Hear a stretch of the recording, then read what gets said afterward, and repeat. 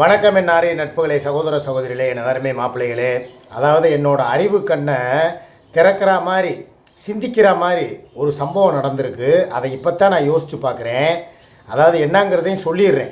இந்த விஷயத்தை சொல்லிவிட்டு இதுக்கப்புறம் இன்னொரு விஷயம் ஒன்று சொல்ல போகிறேன். அது உங்களுக்கு பேர் அதிர்ச்சியவும் பயங்கரமான ஐயோ இப்படி இல்லாமல் நடந்திருக்கு அப்படிங்கிறத ஒரு ஆதாரத்தோட, அதுவும் ஆடியோ ஆதாரத்தோட நான் வெளியிட போகிறேன்.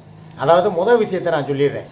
எந்த விஷயம் அறிவு கண்ணை திறந்த விஷயங்கிறத உங்கள் முன்னால் சொல்லிடுறேன். அதாவது அவங்க அம்மாவுக்கு, பெத்த தாய்க்கு 20,000 ரூபா பணம் கொடுத்து ஆப்ரேஷன் பண்ணுறதுக்காக எல்லாருக்கிட்டையும் பிச்சை எடுத்தாள். யார்? நம்ம சூர்யா என்கிற கட்டப்பை கருப்பி. உங்களுக்கே தெரியும். கட்டப்பை கருப்பிலாம் சொல்ல வேணாம், சூர்யானே வச்சுக்கிருவோமே. அதாவது 20,000 ரூபா கொடுங்க, எங்கள் அம்மாவுக்கு கண்ணில் வந்து ஆப்ரேஷன் பண்ணணும், முடி விழுந்துருச்சு, அதை நான் எடுத்துகிட்டு லேசர் சிகிச்சை பண்ண போகிறேன், 1 மணி நேரம் ஆகும், 2 மணி நேரம் ஆகும், அதனால் சிக்கா நீ வா அப்படின்னு சொல்லி என்னை கூப்பிட்டா வச்சா எல்லாமே உங்களுக்கு தெரியும். ஆனால் அப்புறம் பார்த்தா திடீர்னு வந்து அவங்க அம்மாவை கிளப்பி காலையிலேயே விடிஞ்சு விடியாமையே 6 மணிக்கெல்லாம் பைக்கடை தூக்கிட்டு நீ கிளம்புன்னு சொல்லி அனுப்பி விட்டுட்டான். இதிலேருந்து நான் என்ன உணர்றேன் அப்படின்னா, ஒரு பெத்த தாய்க்கு 20,000 ரூபா, அதுவும் 10 மாதம் சுமந்து தன் கருவில் உருவாகின ஒரு பிள்ளை சூர்யா. அன்னைங்க 2 பேர் இருக்காங்கிறது 2வது விஷயம். அன்னைங்களை, அதாவது அவங்களாவது ஆம்பளைங்க, பெத்த தாய் மேலே பாசம் குறைஞ்சிரும். காரணம் என்னென்னா, அவங்களோட பொண்டாட்டிகள் வந்து பொண்டாட்டி பேச்சை கேட்டுக்கிட்டு கூட அவங்க வந்து எதுவும் செய்ய மாட்டானுங்க. நாளைக்கு செஞ்சால் பெத்த தாய்க்கு ஏன் செய்கிறேன்னு சொல்லி மருமகளுக்கு சண்டைக்கு வருவாளுங்கன்னு சொல்லி கூட பெத்த தாய்க்கு மயங்க செய்யாமல் போகிறது ஒரு நியாயம். அது நியாயம் கிடையாது. இருந்தாலும் சொல்கிறேன், அது கூட ஒரு வகையில் வந்து ஏற்றுக்கிறலாம். கேட்டால் வந்து பண விஷயத்தில் ஏன் பொண்டாட்டியை விட மாட்டேங்கிறாங்கன்னு சொல்லலாம். ஆனால் சூர்யாவுக்கு அப்படி கிடையாது. நான் தான் எல்லாமே. புருஷன் பேச்சை கேட்க வேண்டிய அவசியம் கிடையாது. 20,000 ரூபா எடுத்து செலவு பண்ணால் நானும் என்னான்னு கேட்க போகிறதும் கிடையாது.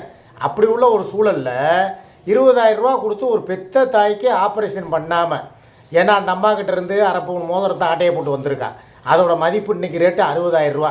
ஒரு பவுன் இன்றைக்கி 1,07,000 ரூபான்னா மொத்தத்துக்கு செய்கூலி சேதாரத்தோட 1,20,000 ரூபா வரும். அப்போ அரை பவுன் மோதிரம் செய்கிறதுக்கு 60 ரூபா வரும். 60,000 ரூபா பொருளை கொடுத்தவங்க அம்மாவுக்கு 20,000 ரூபாய்க்கு கண் ஆப்ரேஷன் பண்ண முடியாத நீ, உனக்காக கிட்டத்தட்ட 5 பவுனா, 7 பவுனா, 3 பவுனா, 2 பவுனா, 1.5 பவுனா நகைக்கு மேலே நகையாக சேர்த்து கொடுத்த எனக்கு, நீ நாளைக்கு நான் படுத்துக்கிட்டேன்னா, என்னை வந்து ஒரு முடியாமல், ஒரு சுகரில் முத்தி போய், இல்லை ஒரு பெட் சோர் வந்து, இல்லை ஒரு ஹார்ட் அட்டாக்கில், இல்லை ஒரு பைபாஸ் சர்ஜரி பண்ணணும், இல்லை வேறு ஏதோ ஒன்று எனக்கு ஒரு ஸ்ட்ரோக் வந்து ஏதோ ஒரு காரணத்தினால நான் படுத்துட்டேன்னா என்னையே இவ பாப்பாங்கிறதுக்கு என்ன உத்தரவாதம்? இதுதான் என்னுடைய முதல் கேள்வி. இந்த கேள்விக்கு அவகிட்ட பதில் இருக்கா? கிடையாது. கேட்டால் என்ன தெரியுமா சொல்லுவா? அப்படிலாம் விட்டுற மாட்டேன், என்ன அதெல்லாம் வந்து அவங்கள பார்த்தாலும் பார்க்காம இருந்தாலும் உன்னே நான் கண்டிப்பாக 100% நான் பார்ப்பேன், நான் ஒத்துக்கிறவே மாட்டேன். என்னைக்கு ஒரு பெத்த தாயை 20,000 ரூபாய்க்கு கண் ஆப்ரேஷன் பண்ணால் கை காசு செலவாயிருன்னு சொல்லி நைட்டோட நைட்டாக விடிஞ்சு விடியாமல் ஊருக்கு பற்றி விட்டாலோ எனக்கு இவ பார்க்க மாட்டா. இது எனக்கு 100% நல்லா தெரிஞ்சு போச்சு. 2வது, நாளைக்கு எனக்குன்னு சொல்லி என் பேங்க் அக்கௌண்ட்டில் ஒரு 10,000மோ 20,000மோ 1,00,000மோ இருந்தால்தான் நான் நாளைக்கு என்னுடைய பொழப்பு தளப்பை ஓட்ட முடியும். இதில் இவ எல்லா பக்கமும் தடைகளை போட்டு இவ பக்கமே நான் இருக்கணுங்கிறதுக்கு உண்டான பிளான்கள் அதுவும் வெட்ட வெளிச்சத்துக்கு வந்துருச்சு. நான் ஒரு ஆடியோ ஆதாரம் போடுறேன்னு சொன்னேன் தெரியுமா? அது என்ன ஆடியோ ஆதாரங்கிறத இப்போ உங்கள் முன்னால் நான் உடச்சி விட்றேன். கேட்டால் உங்களுக்கே ரொம்ப அதிர்ச்சியாக இருக்கும். என்னாண்டா, நான் வந்து ஒரு 2-3 நாளாக வந்து எங்கள் அம்மா வீட்டில் படுத்து கிடந்தேன்னா, சண்டை போட்டுக்கிட்டு துணிமணிகள் எல்லாம் அள்ளிட்டு வந்து இந்த பாருங்க, அந்த துணிமணி பேக்கு எல்லாம் இன்னும் இங்கே தான் கிடக்கு, எதையுமே எடுத்துகிட்டு போகல, இந்த குப்பை குளம் மாதிரி கிடக்கு, இந்த பார்த்துக்குங்க, இதுதான் நான் கொண்டு வந்தது, இந்த எதையுமே எடுத்துகிட்டு போகலை, இது இருக்கா? அப்போ என்ன நடந்துச்சு? ஒரு 3 நாள் நான் என்ன சொன்னேன் உங்ககிட்ட, கொஞ்சம் அப்படியே ரிவைண்ட் பண்ணி போய் பாருங்கள். என்னுடைய அத்தை பிள்ளைகளை 2 பேர்த்தையும், 2 பேரில் யாராவது ஒரு ஆள்கிட்டையோ 10 கிலோ 15 கிலோ அரிசியை வாங்கி போட்டு சமைச்சு வாரம் வாரம் எனக்கு தினம் மத்தியான சாப்பாடு டிஃபன் கேரியரில் கொண்டு வந்துடுவாங்க. நான் இங்கே வச்சு சாப்பிட்டுக்கிறேன். அதை வச்சு நான் வந்து இனிமேல் வந்து சூர்யாவும் தேவையில்லை, சுமியும் தேவையில்லை, என் அத்தை பிள்ளைய பார்த்துக்கிடுவாங்கன்னு சொல்லி ஒரு கமிட்மெண்ட் உங்கள் எல்லோரும் முன்னாலேயும் நான் சொன்னேன்னா, வாக்குறுதி ஞாபகம் இருக்கா? கொஞ்சம் நினச்சி பாருங்கள். அதுக்கப்புறம் எங்கள் அத்தை பிள்ளைய 3 நாளாக என்கிட்ட பேசவே இல்லை. இப்போ நான் எங்கள் வீட்டுக்கு போய் எத்தனை நாள் ஆச்சு? 3 நாள் ஆச்சா? இன்றைக்கி தான் யதார்த்தமாக காலையில் ஃபோனை போட்டு, என்னப்பா ஏன் என்கிட்ட பேசவே இல்லை, 3 நாள் ஆச்சு. மச்சானுக்கு வந்து சமையல் பண்ணி தரேன்டிங்க, டெய்லி டிஃபனில் சாப்பாடு கொண்டு வந்து தரேன்டிங்க. என்ன ஆச்சு? ஒருவேளை வீடியோ எதுவும் பார்த்துட்டீங்களா? இல்லை வந்து நான் சூர்யா வீட்டுக்கு போனதுனால நீங்கள் என்கிட்ட பேசாமல் இருக்கீங்களா? என்னடா மச்சான் வந்து நம்மளை வந்து சாப்பாடு செஞ்சு கொடுங்கன்னு சொல்லிட்டு இப்போ அவர் பாட்டுக்கு சும்மா இருக்கிறாருன்னு சொல்லி எதுவும் மனசில் எதுவும் ஓட்டமா என்னான்னு கேட்குறேன். அங்கே தான் அந்த பிள்ளைங்க சொல்கிறத கேட்க கேட்க எனக்கு அதிர்ச்சிக்கு மேலே அதிர்ச்சி. என்ன நடந்திருக்கு தெரியுமா? என் செல்லில் இருந்து எங்கள் மாமா பிள்ளைய நம்பர் 2 பேர் நம்பரையுமே பதிஞ்சு வச்சுருக்கேன். அத்தை பொண்ணு 1, அத்தை பொண்ணு 2 அப்படின்னு சொல்லி போட்டு பதிஞ்சு வச்சுருக்கேன், ஸ்டோர் பண்ணியிருக்கேன். என்ன பண்ணியிருக்கா, நான் அன்றைக்கி நைட்டு போனேன் பார்த்தீங்களா, 10 மணிக்கு போயிட்டு லைவை முடிச்சுட்டு நான் படுத்து தூங்கிட்டேன். அதுக்கப்புறம் என் செல்ஃபோனை எடுத்து அதில் அந்த 2 பிள்ளைய பேரை பார்த்து, எனக்கு தெரியும் ஏற்கனவே அந்த வீட்டில் இருக்கும்போதே ஃபோன்கள் வரும், நானுமே அந்த பிள்ளைகிட்ட பேசுவேன். அதை வச்சு ஸ்டோர் பண்ண நம்பரை எடுத்து அதில் சர்ச் பண்ணி 2 பேர் நம்பரையுமே எடுத்து 2 பேர்கிட்டையுமே ஃபோனில் பேசியிருக்கா. அதுவும் என்ன தெரியுமா பேசியிருக்கா, தேவையில்லாமல் அவர் விஷயத்துக்குள்ளே நீங்கள் உள்ள வராதிங்க, மூக்கை நுழைக்காதீங்க, இது எனக்கும் அவருக்கும் உள்ள பிரச்சனை. நாளைக்கு நாங்கள் அடிச்சுக்கிருவோம், சேர்ந்துக்கிருவோம், இன்றைக்கி அடிச்சுக்கிருவோம், நாளைக்கு சேர்ந்துக்கிருவோம், நாளைக்கு எங்களுக்குள்ளே கட்டி உருண்டு காதத்துக்குருவோம், ஆனால் அதுக்கப்புறம் சமாதானமாக போயிடுவோம். அது எங்களுக்குள்ளே உண்டானது. கட்டின பொண்டாட்டி சுமியே வந்து குத்துக்கல் மாதிரி அமைதியாக அங்கே இருக்கா. ஏன் அவன் நினச்சிருந்தா சோறாக்கி போடுறேன்னு சொல்லியிருக்கக்கூடாதா? அவன் நினச்சிருந்தா ஏதாவது புருஷன் எங்கள் வீட்டுக்கு வாங்கன்னு கூப்பிட்ருக்கக்கூடாதா? ஏன் கூப்பிடலை? அந்த ஆளுடைய கேரக்டர் தெரிஞ்சு தான் கூப்பிடலை. நீங்கள் 2 பேரும் எதுக்கு முன்னால் வரைஞ்சி கட்டிக்கிட்டு வர்றீங்க? நாங்கள் செஞ்சு போடுறோம், நாங்கள் சோறாக்கி போடுறோம்னா நீங்கள் சோறாக்கி போட்டு அவருக்கு வந்து எல்லாத்தையுமே சோண்டியாக காட்டி கொடுத்துட்டீங்க, நீங்கள் நல்லபடியாக சாப்பாடு செஞ்சு கொடுத்துட்டீங்கன்னா அந்த ஆள் ஏன் நினப்பு இல்லாமல் வெளியே போயிடுவேன். நான் வந்து வெளியூர்லேருந்து வந்தவன், திருப்பூர்லேருந்து மதுரைக்கு வந்திருக்கேன். எனக்கு வாழ்க்கை வாழ்வாதாரம் எல்லாமே அவர் தான். நீங்கள் 2 பேர் ஊடால கிராஸ் அடிச்சிங்கன்னா நாளைக்கு என்னோடய பொழப்பு ஓடாது. தயவு செய்து இந்த விஷயத்தை இப்படியே விட்டுருங்க. அந்த ஆளுக்கு ஃபோனும் பண்ணாதீங்க. நம்பர் உங்கள் 2 பேர் நம்பரையும் தூக்கி அவர் நம்பரை தூக்கி பிளாக்கில் போட்டுருங்க. நானும் உங்கள் 2 பேர் நம்பரையும் அதில் பிளாக்கில் போட்டுறேன். இனிமேல் உங்களுக்கும் அவருக்கும் எந்த ஒரு சம்மந்தமும் கிடையாது, பேசக்கூடாது அப்படின்னு சொல்லி அந்த 2 பிள்ளைகளுக்கு மிரட்டல் விட்டுருக்கா. எப்பேற்பட்ட ஒரு கில்லாடியாக இருப்பா இவ. அந்த பிள்ளைய சொல்லி அழுகுதுங்க, மச்சான் உங்களுடைய உடல்நலம் முக்கியம், உங்களுக்கு புண்ணு வந்திருக்குண்டீங்க, உங்களால் வந்து சரி ஏதோ இந்த ஊரில் நாங்கள் இருக்கோம், ஏதோ எங்களுக்குமே வந்து கனவே கிடையாது, ஏதோ நீங்கள் சம்பாதிக்கிற வருமானத்தில் எங்களுக்கு ஏதோ 10 கிலோ அரிசியை வாங்கி போட்டிங்கன்னா நானே எங்கள் பிள்ளையெல்லாம் வயிறார சாப்பிட்டுட்டு உங்களுக்கு ஏதாவது நல்லது போல செஞ்சு கொடுத்து சரி நம்ம மச்சான் தானே நம்ம பார்த்துக்கிறலாங்கிற எண்ணத்தில் தான் மச்சான் நாங்களும் சரின்னு சொன்னோம். ஆனால் இந்த அக்கா சூர்யா அக்கா இருந்துக்கிட்டு இப்போ எல்லாத்துலேயுமே முட்டுக்கட்டை போட்டு எங்களை மிரட்டுறாங்க. எங்களை வந்து நீ உங்கள் மச்சானுக்கு ஏதாவது நீ செஞ்சனா அதுக்கப்புறம் நேராக உன் வீட்டை கண்டுபிடிச்சி நான் நேராக வீட்டு வாசல் வந்து நின்று என்ன பண்ணுவேன்னு எனக்கே தெரியாதுன்னு சொல்லி எங்களுக்கே இப்படி வந்து தேவையில்லாத இதெல்லாம் நான் ஆதாரமாக இன்றைக்கி சாயங்காலம் 6 மணி லைவில் போடுறேன். இவன் இல்லைன்னு மாத்திரம் சொல்லுங்கள்.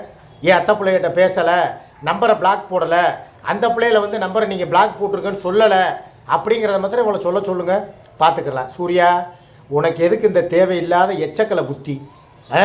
எனக்குன்னு இருக்கிற சொந்தங்கள்கிட்ட நான் அதாவது நீ எல்லாருக்கிட்ட இருந்து என்னை பிரிச்சுட்டேன்.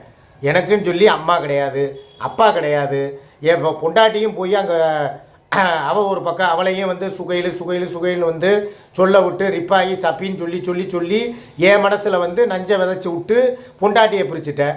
அதே மாதிரி பிள்ளைகளையும் வந்து உன் பிள்ளையந்தா வீட்டை எழுதி வாங்கிட்டு உனக்கு ஒரு நாள் கூட உன்னை வந்து பார்க்க மாட்டேங்கிறாங்க, சோறு போட மாட்டேங்கிறாங்க, இவங்கெல்லாம் பிள்ளைகளான்னு சொல்லி பிள்ளைகளையும் பிரிச்சுட்டேன். ஆக எனக்கு தாய் தகப்பேன் பொண்டாட்டி பிள்ளை பேரை வாச சுத்தமாக அடிக்கக்கூடாது. என்ன அது உன் பேரனுக்கு என்னத்தை செய்ய போகிற? ஒரு நகை செஞ்சு போட விடுறாள? ஒரு பிறந்த நாளைக்கு ஒரு நாள் ஏதோ அவன் ஒரு ஆத்திரத்தில் கோபத்தில் நீங்கள் வராதிங்கன்னு சொல்லி பிரியாணி சட்டியை வாசல்லே வச்சுட்டு போங்க அப்படின்னு சொன்னதை இவகிட்ட போய் சொன்னது ஒரு குற்றம். அதாவது எப்படி தெரியுமா, நம்மக்கிட்ட என்னென்ன மைனஸ் பாயிண்ட் இருக்கோ நம்ம ஒரு ஆதங்கத்தில் ஒரு கோபத்தில் என்றைக்காவது போய் ஒரு சில வார்த்தைகளை கொட்டி அழுவோம். ஒரு சரக்கை போட்டாலோ இல்லை நான் ஒரு போதையில் ஏதாவது ஒன்று சொல்லுவேன். இந்த பாருப்பா என் பெத்த பிள்ளை கூட அவனுடைய மகன் பிறந்த நாளைக்கு என் பேரன் பிறந்த நாளைக்கு என்னை வந்து ஃபங்க்ஷனை கூட செலிப்ரேட் பண்ண விடாமல் வாசலோட பிரியாணியை மாத்திரம் வாங்கிட்டு என்னை அனுப்பி விட்டுட்டான்னு சொல்லி ஒரு நாள் சொன்னேன். அதை மைண்டில் வச்சுக்கிட்டு இப்போ வரைக்கும் உன் பேரனோட பிறந்தநாளைக்கே உன்னை கூப்பிடலை. அப்போ அவங்கெல்லாம் என்ன உன் மயங்க உன் பொண்டாட்டி அதை கண்டிக்கலாம்ல? அவளும் வந்து அவன் மாத்திரம் ஃபங்க்ஷன் போயிட்டு உன்னை போக விடாமல் இது பண்ணிட்டா. ஏகப்பட்ட விஷயங்களை பேசி என் மண்டையை கழுவி என் குடும்பத்திட்ட இருந்து தான் என்னை பிரித்தேன். சரி போய் தொலைதுன்னு விட்டாச்சு. பாவம் அந்த பிள்ளைய கணவனால் கைவிடப்பட்ட பெண்கள், அவங்களுக்கு ஏதோ என்னால் முடிஞ்ச உதவிகளை நான் செஞ்சுட்டு சரி எனக்கு சமையல் செஞ்சு தாரேன்னு தானே சொன்னாங்க. எங்கே இவளோட வாழ்க்கை பறி போயிருமோங்கிறதுக்காக என் சொந்தத்திட்ட இருந்து எல்லாத்திட்டையுமே பிரித்தேன். இன்றைக்கி அந்த இருக்கிற 2 பிள்ளைகிட்டையும் பேசி எல்லாம் பிரித்து விட்டு உனக்கு என்ன கிடைக்க போகுது? அதுக்கு அவ்வளோ தூரம் சங்கடப்பட்டு அழுகுதுங்க. எங்கள் அத்தை மகனுக்கு, எங்கள் மாமி மகனுக்கு, எங்கள் மாமி பிள்ளைக்கு நாங்கள் பார்க்கக்கூடாதா? ஏன் இந்த அம்மா இவ்வளோ தூரம் இப்படி இருக்குது மச்சான்? எங்களுக்கு எந்த பயமும் இல்லை மச்சான். இந்த அம்மா சூர்யாவை நீங்கள் எங்கள் வீட்டு வாசலில் நின்று ஒரு கத்தி கரைச்சல் பண்ணிட்டா அதுக்கப்புறம் ஹவுஸ் ஓனரும் எங்களை காலி பண்ண சொல்லிடுவாங்க மச்சான். அதுக்கப்புறம் எங்களுக்கு வீடு இல்லாமல் நாங்கள் எங்கே போவோம்? இப்போத்தான் நான் இளையாங்குடியிலேருந்து மதுரையில் ஏதோ எங்கள் அக்காவுக்கு பக்கத்தில் வீடு பிடிச்சி கொடுத்தாங்க. அங்கே இருந்துக்கிட்டு என் பிள்ளைகளை பார்த்துக்கிட்டு இப்போ வரைக்கும் சொல்கிறேங்க, அந்த பிள்ளைய தங்கத்துலேயும் தங்கங்க, சொக்க தங்கம். இப்போ வரைக்கும் என்கிட்ட மச்சான் நல்லா தான் சம்பாதிக்கிறீங்க, எங்களுக்கு ஒரு அப்பப்போ 10,000 கொடுங்க 20,000, ஆனால் கொடுக்கணும். நியாயமாக உரிமைப்பட்டவன் நான் தான் கொடுக்கணும். ஆனால் அவங்களுக்கும் கொடுக்க விடாமல் தடுத்துட்டேன். அதே மாதிரி என் முண்டாட்டிக்கு என்ன கேட்டுவிட்டா, ஒரு 50,000 ரூபாய்க்கு அட்வான்ஸு, ஒரு வீடு, மாதம் 10,000 ரூபா வாடகையில். எங்கே ஏன் கட்டின நீ இவ்வளவு லட்சமாக சம்பாதிக்கும் போது வாங்கி வாங்கி வாங்கி வாங்கி நகை நட்டு ஏசி காரு, இந்த நேற்று கூட பாருங்கள் தாராபுரம் போகிறதுக்கு மற்றவங்கெல்லாம் பூரா பஸ்ஸில் அடிச்சுக்கிட்டு பிடிச்சிக்கிட்டு ஏற முடியாமல் ஏறிக்கிட்டு கூட்ட நெரிசலில் அப்படி போய்கிட்டு இருக்காங்க. ஆனால் உன் பெத்த பிள்ளைய நான் எவ்வளோ பாதுகாப்பாக, இதே ஒன்றும் இல்லைங்க. நேற்று இங்கேருந்து மதுரையிலேருந்து கிளம்பி போன பஸ்ஸு, பழனி பஸ்ஸு. அந்த பஸ்ஸில் போகிற வழியிலே பின் சக்கர டயர்கள் 2 கலண்டு ரோட்டில் விழுந்து வண்டியே மல்லா கவுந்து 15 பேர் காயம். அந்த ஆக்சிடெண்ட்டை நான் நேரடியாக நாங்கள் 2 பேரும் காரில் போய்கிட்டு இருக்கோம். நூலிலையில் நாங்கள் உயிர் தப்புனோம். உண்மையிலே சொல்கிறோம், அந்த வண்டி முன்னால் போகுது, எங்கள் வண்டி பின்னால் போய்கிட்டு இருக்கு. கரெக்டாக அந்த 2 சக்கரமும் கலண்டு உருண்டு ஓடி வருது. நாங்கள் சடன் பிரேக் அடித்து, நான் பொய் சொல்ல விரும்பலை, எனக்கு முன்னால் ஒரு வண்டி போகுது, அந்த வண்டியில் மோதி அப்படியே நிற்கிது. எங்கள் வண்டி அதுக்கு பின் வண்டி. ஜஸ்ட்டு ஒரு நூலிலையில் எங்கள் வண்டி உயிர் தப்பிச்சிச்சு. இவங்களுடைய உயிரெலாம் பாதுகாக்கப்பட்டுச்சு. ஏதோ அந்த திருச்செந்தூர் முருகனுடைய அருள், எங்கள் அல்லாஹ்வுடைய அருள், ஏதோ கர்த்தருடைய ஆசீர்வாதம், இதனால் எங்கள் உயிர் பாதுகாக்கப்பட்டுச்சு. ஒரு செகண்டில் இதே அந்த பையங்களை பஸ் ஏற்றி விட்டு, அவங்க ஆரப்பாளையம் பஸ்ஸில், அதே ஆரப்பாளையம் பஸ்ஸில் தான் ஏற்றி விட்டுருக்கணும். அதே பஸ்ஸில் போய் இவங்களுக்கு ஏதாவது ஒன்று ஆயிருந்தால், அந்த 15 பேர் காயத்தில் இவங்களும் சின்ன பயலுக, ஏதோ ஒன்று நசுங்கி ஒன்று கிடக்க ஒன்று ஆயிருந்தால் இன்றைக்கி அந்த உயிருக்கு யார் பொறுப்பு? ஆக அந்த இடத்துலையும் நான் தான் உன்னுடைய பிள்ளைகள உயிரையும் உன் உயிரையும் காப்பாற்றிருக்கேன். நல்லா யோசிச்சு பாருங்கள். நான் பஸ்ஸில் போகணும்னு ஏற்றி விட்டு இதை மாதிரி ஒரு சம்பவம் நடந்திருந்தா இந்த பழியை தூக்கி அப்படியே யார் மேலே போட்டிருப்ப? ஒழுங்காக நான் காரில் போகணும்னு சொன்னேன், நீ போகாமல் அவனுக்கு நான் பஸ்ஸில் ஏற்றி விட்ட, பஸ்ஸில் போனதுனால தான் வண்டி கவுந்துச்சு, அதனால தான் என் மையங்களுக்கு இப்படி ஆகிப்போச்சு அப்படி ஆகிப்போச்சுன்னு சொல்லி என்னை மண்ணை வாரி தூத்தி இருக்க மாட்டாளுங்களா ஆத்தாளும் மகளும்? அந்த இடத்துல யார் காப்பாற்றுனா? நான் தானே. அப்போ உனக்கு யார் குலசாமி? யார் உன்னை அந்த இடத்துல காப்பாற்றி உன் பிள்ளைகளை சேஃப்டி பண்ணது? நான் தானே. அப்போ எனக்கு ஒரு பிரச்சனைனா, நேற்று நைட்டுங்க ஒன்றுமே இல்லை, அவ்வளோ தூரம் நான் கால் வலியோட கால் கடுத்து மத்தியானம் கூட வீடியோ போடும்போது நான் சாப்பிடும்போது எத்தனை மணி? 2:45 மணி. திருப்பி அங்கேருந்து ஹாஸ்டலில் விட்டுட்டு வண்டி எடுக்கும்போது எத்தனை மணி? 4 மணி. தாராபுரம் டு மதுரை எத்தனை கிலோமீட்ரு? 170 கிலோமீட்ரு. 170 கிலோமீட்டரை 1.25 மணி நேரத்தில் அவ்வளோ தூரம் வேகமாக 6 மணி லைவை போட்டு என்னால் முடியலப்பா, ரொம்ப டயர்டாக இருக்குது, நான் தூங்க போகிறேன், நீ என்னை 10 மணிக்கு எழுப்பி விடுன்னு சொல்லிவிட்டு நான் படுத்தேன். நேற்று நைட்டு 10 மணி லைவ் வராதுக்கு காரணம் இதுதான். அதே மாதிரி என்ன பண்ணிட்டேன், 9:55க்கு நான் தூங்கிக்கிட்டு இருக்கேன், எழுப்பி லைவை போடுங்கிறேன். நான் சொன்னேன்ப்பா என்னால் முடியலை, எனக்கு காலெலாம் வீங்கி போய் கிடக்கு, 2 காலுங்க. நேற்று என் தலைமையில் சத்தியமாக சொல்கிறேன், அப்படியே கெண்டைக்காலிலேருந்து அந்த கால் பாதம் பூரா ஒன் சைடு அப்படியே ஆக்சிலேட்டரையும் பிரேக்கையும் பெடலையும் மிதித்து வண்டி ஓட்டினது 9 மணி நேரம் 8 மணி நேரம் வண்டி ஓட்டியிருக்கேன். அப்படியே வீங்கி போச்சுங்க. எப்பா என்னால் முடியலப்பா அப்படின்னா, சுடுதண்ணி வச்சு தர்றேன், காலில் ஒத்தடை எடுத்துகிட்டு லைவை போடு அப்படிங்கிறேன். சரி அப்படியே நான் எந்திரிச்சு தூக்க கலக்கத்தில் மூஞ்சியெல்லாம் கழுவிட்டு வர்றேன், பார்த்தா மாத்திரை போட்டதுக்கு அதுக்கு எனக்கு அப்படியே தூக்கம் சொக்குது. எப்பா என்னால் முடியலப்பா அப்படிங்கிறேன், ஆவி பிடிச்சிட்டு லைவை போடுங்கிறான். எப்போ மணி ஆகிப்போச்சுப்பா, 10:15 ஆகிப்போச்சு, அதனால் ஒரு பிரச்சனை இல்லை, ஏன் 10:15 11:15 வரைக்கும் போடுங்கிறான். என்னால் முடியலைன்னா கேட்க மாட்டேங்கிறான். அப்படி நான் என் உடம்பை வருத்தி, அதாவதுங்க ஒரு நாள் லைவு போடுறதுனால எனக்கு ஒரு இல்லை, ஏன்னா நான் தான் ரொம்ப கவலைப்படுவேன் எப்பயுமே. கரெக்டாக அந்த டயத்துக்கு லைவ் போடணும், 10 மணினா 10க்கு வரணும், 6னா 6க்கு வரணும் நினைக்கிறவே. நானே ஒரு நாள் முடியலைன்னு சொல்லி டயர்டில் வந்து நான் படுக்கிறேன்னா என்னை விட்டுருணுமா இல்லையா? அப்படி வந்து உனக்கு நான் சம்பாரித்து கொடுத்து அந்த ஒரு லைவை போட்டு அதில் வர்ற வருமானத்தில் நீ குளிர் காயணுமா? அப்படி நீ சொத்து சேர்க்கணுமா? அப்படி நீ வீட்டுக்கு வந்து பண்ணணுமா? அதே வேலையை நீ பண்ணியிருக்கணும். எத்தனை நாள் இவன் லைவ் போடாமல் போய் படுத்து சரக்கை போட்டுட்டு தூங்கியிருப்பா. நான் எழுப்பி லைவ் போடுனா அதெல்லாம் முடியாது. நான் அப்படி தான் தூங்குவேன், தூங்கியிருப்பா. அப்போ உனக்கு வந்தால் ரத்தம், எனக்கு வந்தால் தக்காளி சட்னியா? நான் கேட்பேனா? கேட்க மாட்டேனா? எல்லா வகையிலையும் சுயநலம். நீ உன் சுயநலத்தை உன்னோட வச்சுக்க. என் மாமன் பிள்ளைய வாழ்க்கையிலையோ என் அத்தை பிள்ளைய வாழ்க்கையிலையோ விளாண்ட நான் இனிமேல் சொல்ல மாட்டேன். நேராக அந்த அருக்கு துணிமணிகள் பூரா அங்கே தான் கிடக்கு. அம்புட்டே அடுத்து பேக்கில் வச்சுக்கிட்டு நேராக போய் அவங்க வீட்லேயே போய் ஸ்டே பண்ணிடுவேன். இப்போ வரைக்கும் இந்த வீடாவது உனக்கு தெரியும். 6 மணி லைவுங்க நீ வந்திருக்க அடிக்கடி. எங்கள் அம்மா வீடு எங்கே இருக்குது, சுமி வீடு எங்கே இருக்குது, அது இருக்கிற ஏரியா, அங்கே போய் நின்றுக்கிட்டு பொட்டப்பையிலேன்னு கத்துறது வைக்கிறதெல்லாம் நீ செய்வ. இங்கேயும் வந்து லைவ் போட்டுக்கிட்டு இருக்கும்போதே ஆட்டோவில் அங்கேருந்து வந்துடுவேன். ஆனால் என்னுடைய அத்தை பிள்ளைய வீடு உனக்கு தெரியாது. உன்னால் கண்டுபிடிச்சி வரவும் முடியாது. அது இருக்கிற இடம் எனக்கே தெரியாது. ஏன்னா நானே இப்போ வரைக்கும் அங்கே ஒரு தடவை கூட போனது கிடையாது.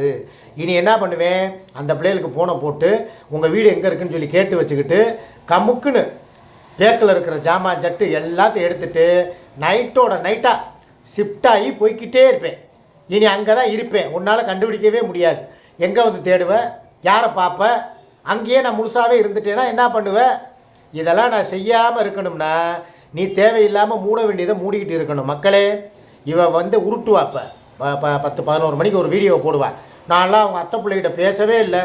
ஆதாரம் இருந்தால் போட சொல்லுங்கள். என் பிடாரி மேலே சத்தியமா, திருச்செந்தூர் முருகன் மேலே ஆணையா, அப்படி ஒரு சம்பவமே நடக்கலைப்பா. 6 மணிக்கு டான்னு நான் ஆடியோவை இறக்குறேன்.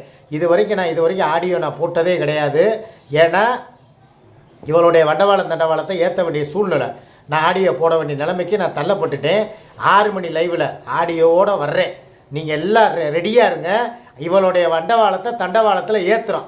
என் மாமன் பிள்ளைகளுடைய ஸ்டேட்மெண்ட் என்னங்கிறத நீங்களே பாருங்கள். நான் இங்கே இருக்கிறதா இவளுக்கும் சுமிக்கும். ஏன்னா சுமி விஷயத்தையும் ஒரு விஷயம் நான் பேசி முடிச்சிடுறேன். பழையபடி இந்த என்கிட்ட காசு கேட்டு பார்த்தா நான் கொடுக்கல அப்படின்ன உடனே நேராக பார்த்தா சுகைல்னு போயிட்டா. என்னவனே மன்னவனே தென்னவனேன்னு திருப்பி ஆரம்பிச்சிட்டா. அதனால் அவளையும் திருத்த முடியாது. இவளையும் சுயநல வாழ்க்கை வாழ்கிறவ, இவளையும் மாற்ற முடியாது. இப்போதைக்கு எனக்கு இருக்கிற ஒரே ஆதரவு என் அத்தை பிள்ளைய தான். நான் இங்கே இருக்கவா, அங்கே போகவா, இல்லை அத்தை பிள்ளைகிட்ட போவா என்னங்கிறத நீங்கள் தான் சொல்லணும். 6 மணிக்கு ஆடியோ ஆதாரத்தோடு வரலன்னு வச்சுக்கோங்க. நீங்கள் என்ன சொன்னாலும் நான் அதுக்கு கட்டுப்படுறேன். என் மீசையவே நான் எடுத்துக்கிறேன். இன்றைக்கி வா மீடியா கேமு 6 மணிக்கு ஆடியோ போடலைன்னா என்னுடைய மீசையை எடுத்துக்கிறதுக்கு நான் தயார். உங்கள் முன்னாலே நான் சொல்லிக்கிறேன். இது யார் தடுத்தாலும் நான் வந்து கேட்கவே மாட்டேன். இன்க்ளூடிங் சூர்யாவே தடுத்தா கூட. ஏன்னா அவள் இப்போ சவால் விடுவா. இல்லை நீ 6 மணி லைவில் போட்டு காட்டுப்பா. போட்டு காட்டுறேன், ஆதாரத்தோடு வர்றேன். Wait and see. பாய்.